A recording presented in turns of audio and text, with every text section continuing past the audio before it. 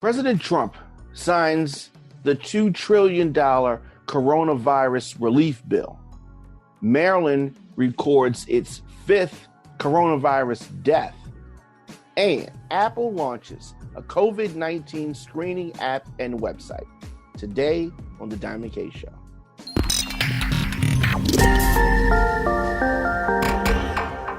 Welcome back to The Diamond K Show here on Radio on Fire, episode 412 of the program.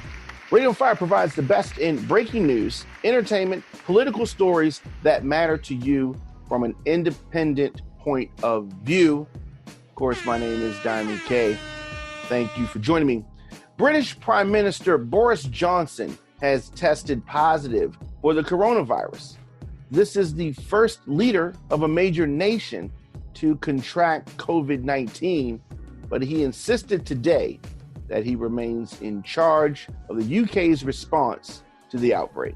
Johnson, who's 55 years old, tested yesterday at the advice of the country's chief doctor after showing mild symptoms of a temperature and a persistent cough. Johnson is the highest political leader to have contracted the virus, which has affected more than 500,000 people around the world. Detroit's police chief, James Craig, has also tested positive for COVID-19. This was announced by the mayor. Police chief is 63 years old, and he will remain in quarantine while he fights this virus off. His assistant chief, James White, is going to oversee things during his departure. All in all, 39 officers have tested positive for COVID-19, and another 468 are on quarantine. This is in Detroit. In the last few days, 35 officers have come off of quarantine, while another 119 are in the process of being brought back. So before every shift in Detroit, officers' temperatures are being taken so they don't have any sick officers. Rapper Scarface announcing today that he has the coronavirus. The United States has become the world's epicenter for the coronavirus. What do we mean? America has the most cases, surpassing Italy and China in this process. A lot of damage has been done to the U.S. economy. According to the Department of Labor, the number of Americans filing for unemployment benefits shot up to 3.3 million since this outbreak. So what can be done to combat this? The economy is suffering. People physically, literally are suffering. We're going to take a quick break, and we're going to come back and we're going to talk about the relief package that the president just signed in as of this broadcast. You listen to The Diamond K Show here on Radio on Fire. Stay tuned. We'll be back after this.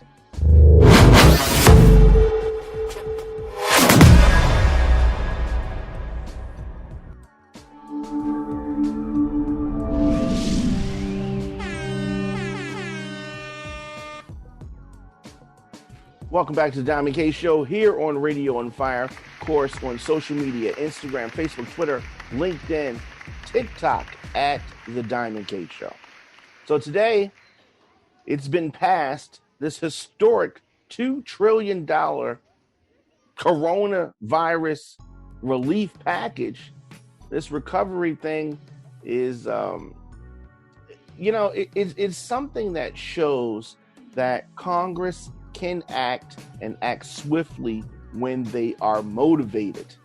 This enormous package approved by the Senate, then by the House of Representatives, now signed by President Trump, who, it's been it's been bipartisan. Now, of course, there's no love lost between the Democrats and the Republicans. We're very not that far removed from the impeachment trial, but it seems like it was years ago at this point, all that we've been through. The package was pushed across, interestingly, because frankly, all of the representatives are not there. So this was a voice vote. Some people were present. There was even a Republican who was trying to stall the package and blocked the whole thing. A guy out of Kentucky, a Republican, Thomas Massie. He was pretty much slammed by everybody, even the president slamming him. So nothing that he could do, publicity stunt or not, talking about Massie, it did not work. The willingness of both sides to pass this and accept a voice vote, meaning that people were voting that were not physically in D.C., reflected this heavy pressure that Congress is facing in light of the coronavirus. The economy is hurting. They had to move quickly, aggressively, and decisively to counter this devastating impact. So what is this? What is this bill going to do? What is $1,200 or $2,400? What is that money going to do? It's not really a recovery package from the standpoint of stimulating the economy. More so, it's going to give the visual, give the effect, simulate an actual economy, sustain things a little bit. It's not going to totally jack and get things into progress. Moreover, it's just going to keep us in a holding pattern until things hopefully can move forward, because the amount of money that individuals are receiving, not that much. But when you look at some of these great businesses, for some reason, Boeing and the hotel industry and the travel industry, they're going to be getting a lot of money. But the average American, not so much. Hopefully, the markets have tanked, businesses have shuttered. Some small businesses will never come back. Massive layoffs all over the country. Jobless claims, as I said, hitting a almost 3.3 million last week. This massive spike has brought applicants for unemployment. The pressure on our lawmakers is significant, and I just hope that this enormous package and all of the zeros behind the money, I hope that really is something that the American people get and businesses get. Let's take a quick break, come back with more of the show after this.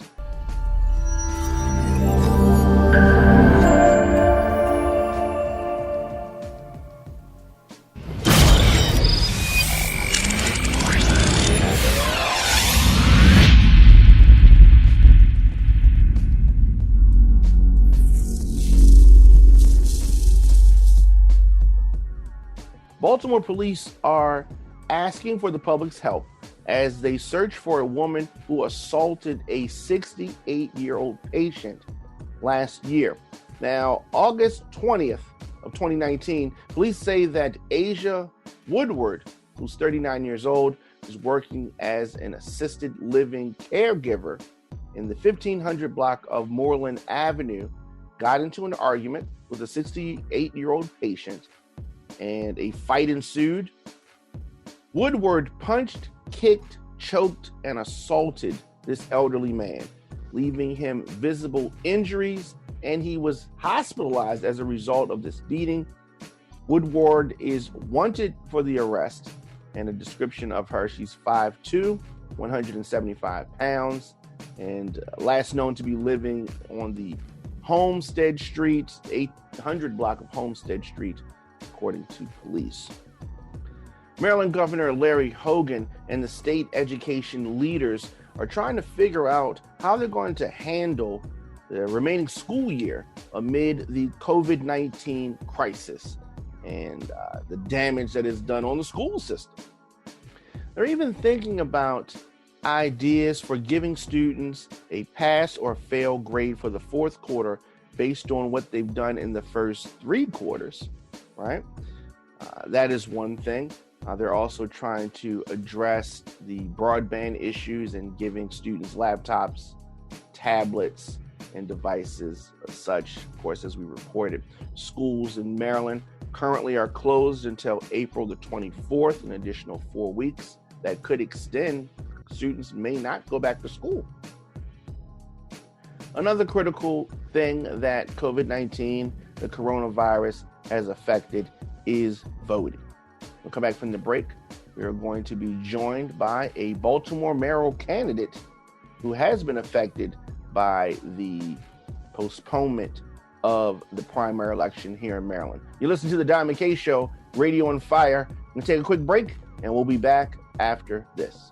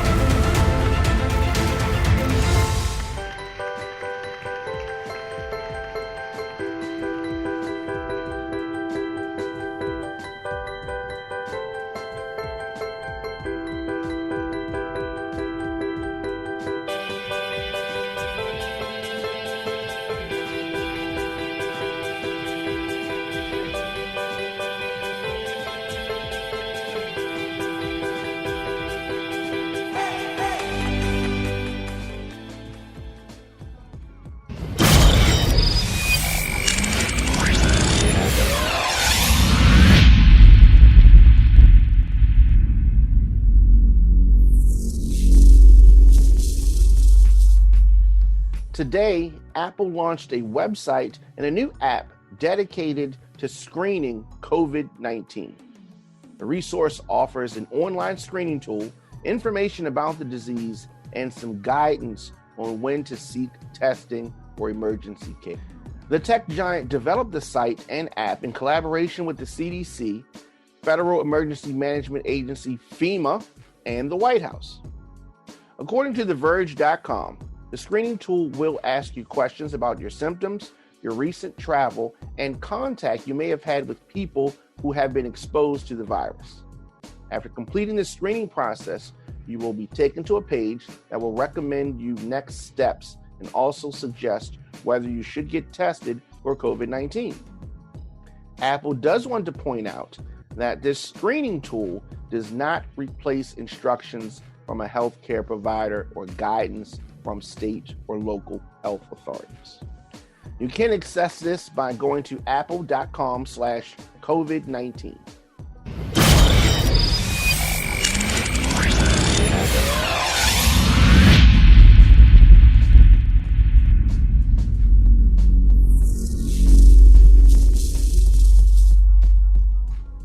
Welcome back to the Don McKay Show here on Radio on Fire. By emergency proclamation, Governor Hogan has postponed the 2020 primary here in Maryland. Included on that ballot will be the mayor of Baltimore City, and I am joined for the interview by Baltimore mayoral candidate Ricky Vaughn. Mr. Vaughn, how you doing? I am well, thank you. Thank you for having me on today. Much appreciated. Absolutely. So much to talk about with regards to all that's going on in the world, in the country and in the world. So you were on track to compete in an election that was going to take place on April the 28th. How has this postponement affected your team? You know, I'm going to be very optimistic. It hasn't really impacted or affected us much. I believe if you already have boots on the ground, boots in the street, you're already connected to the neighborhoods in Baltimore City and the communities in Baltimore City. The only thing it stops us from doing is knocking on the door versus now we pick up the phone and we call folks. We cannot let something like this coronavirus not only stop government and stop love in the city of Baltimore, but also across our nation. We got to get in, we got to be proactive now. We got to make sure that we are making sure that we are providing resources out there to individuals and communities. And we got to make sure that we stay connected to people. We can't use this time to just go crawl up in a knot in a ball and say, hey, the work ends or the work stops or is on pause right now. Right. No, I agree with that. As far as crisis management and the such, how important is the managerial background that you have to an event like this? It's it's very crucial when you talk about leadership. In my business, we have 121 restaurants and we're spread out in 8 different states. Part of the leadership of a mayor is not only being reactive, but being proactive. We have to have different resources, different systems in place. We have to make sure that we're educating the public and educating Baltimore City residents on if a crisis do come up. We shouldn't be getting into the game time coming up with a playbook. But, that's here or there. Now that we're here, what do we do? Leadership or crisis management is very, very important. We have to make sure that we not only have the resources, but we're educating Baltimore residents where to go to get the resources. And that's where we have miscommunication coming from our city government to the residents of Baltimore. We also have to make sure that it's a holistic approach. And when you talk about unity, everyone's included. We still have not had a plan about the homelessness or the homeless individuals in the city of Baltimore. What do we do? How do we assist them? Where do they go? Part of it is not only where do they go, but we need to come outside of City Hall and go to them. That's when you talk about effective leadership. We got to stop waiting on folks to come to us, and we have to go to them. That's part of the job and responsibility of an elected official, and that's under my administration what we would do. All right, so I understand that you are aiming for this position. On a scale of 1 to 10, what would you grade Mayor Young as far as his reaction to the coronavirus in our city? I would, and I do know the mayor, but respectfully, I would say at a 3. And the reason why I give him the 3 is because I believe he has a good heart. I'm not going to take that away from him. I believe he has a great heart. He's very passionate. But the difference of the mayor, and I want to put it in perspective, the mayor has not been a manager. He was a legislator. And a lot of folks don't understand the difference between the president of city council and city council members and the office of the mayor. The office of the mayor is not a legislator. They're a manager. They're someone that can manage crises, can manage different agencies, supposed to be transparent, can hold folks accountable. The mayor doesn't have that background. And the reason why I say that and I give him a 3 is because now that this has come to the table, how do we address it? How do we approach it? As the mayor of Baltimore City, I would actually mandate a 14-day shutdown. I would tell businesses they cannot open. I would make sure that we allocate a hospital and a hotel or some lodging for our first responders. I will make sure that it's secure. I will make sure that it's safe for them to go and sleep and house in. And I would actually ask them for that commitment. I would say for the next 14 days, we can't let you go home, but we've already secured housing and lodging for you. We got food supplies for you. It's going to be on the 1st, 2nd, and 3rd floor of this hotel. So after you get off shift, this is where you would go. But I would put the city on a 14-day lockdown. It's a shame that we got to continue to play with folks' lives at the risk of politics when we got kids out here and so big. And as a business owner, a lot of people probably will find that very shocking to say a business owner wants to close business down. First and foremost, I'm about folks' health and safety before anything. It doesn't make sense, and I won't be able to sleep at night knowing that I made $1 at putting someone at risk. So, right. But the mayor does have that power. He just needs to execute. Yeah. As far as that goes, and taking it a little bit further, what about Governor Hogan? What do you rate his response to this crisis? I would rate his response a little higher. I would probably give the governor a 5 or 6 rating. I like the fact that he actually has had conversations with business owners. He has had conversations and dialogue with different city agencies and the different county executives as well as, of course, our mayor here of Baltimore City. I do like the fact that today he reached out for federal assistance. As you know, we got special funding coming from the current administration. So I like the fact that he is listening, and that's the whole key. Part of leadership, and when you call it versus, or when you put it in perspective to servant leadership, is understanding that you may not have all the answers, but understanding that you're willing to go to the table with folks that can assist you and bring resources and bring answers to it. And I think that's somewhat of what the governor is trying to do. I believe he's following suit with the New York governor. I know they're very good allies and very good friends.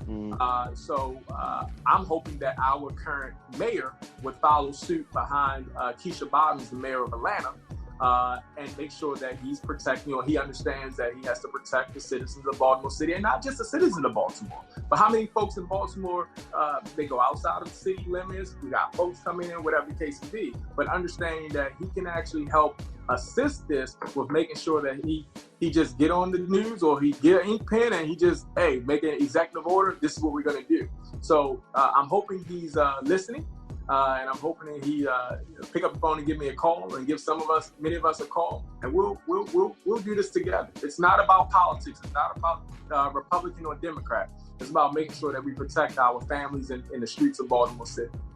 Absolutely, absolutely. Some of the town halls before this crisis hit, you were really making had some really big standout moments.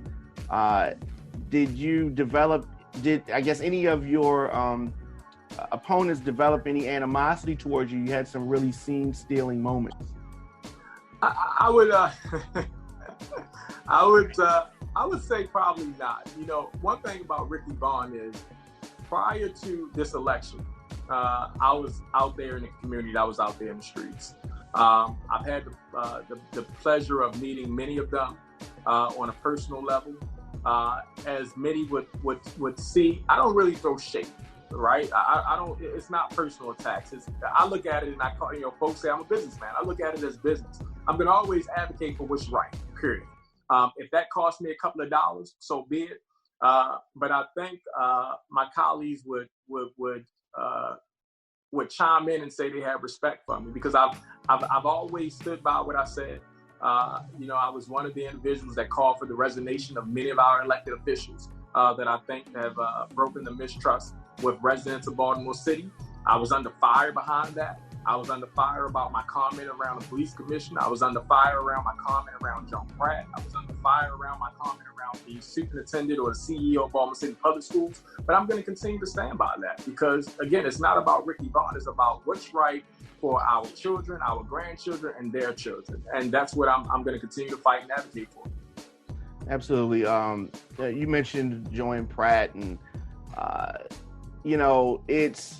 it seems like situation after situation after situation that really just gnaws away at the trust that the citizens have in our elected officials.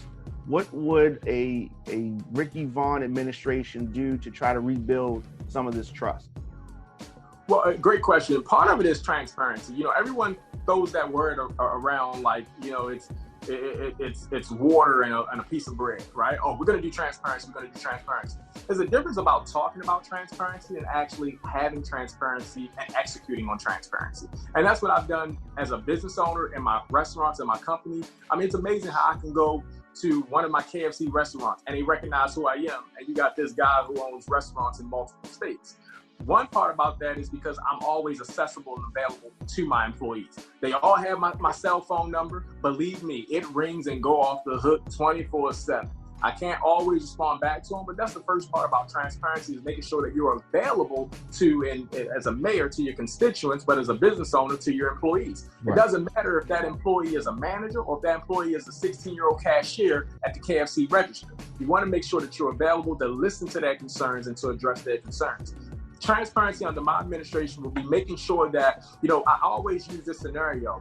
How many mayoral candidates and how many actual mayors get into office and all of a sudden create amnesia?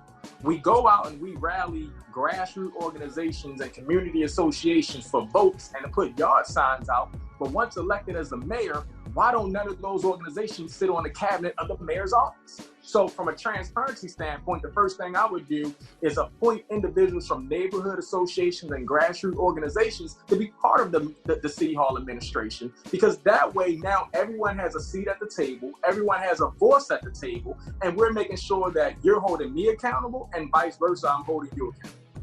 Right. And that's something that I often hear people say, you come around when you need my vote, but then after you get my vote, we don't hear from you anymore. Yes. So, that's a big big. And the sad part about it, and this is where I'm real extremely passionate about, is our children and youth, our young adults.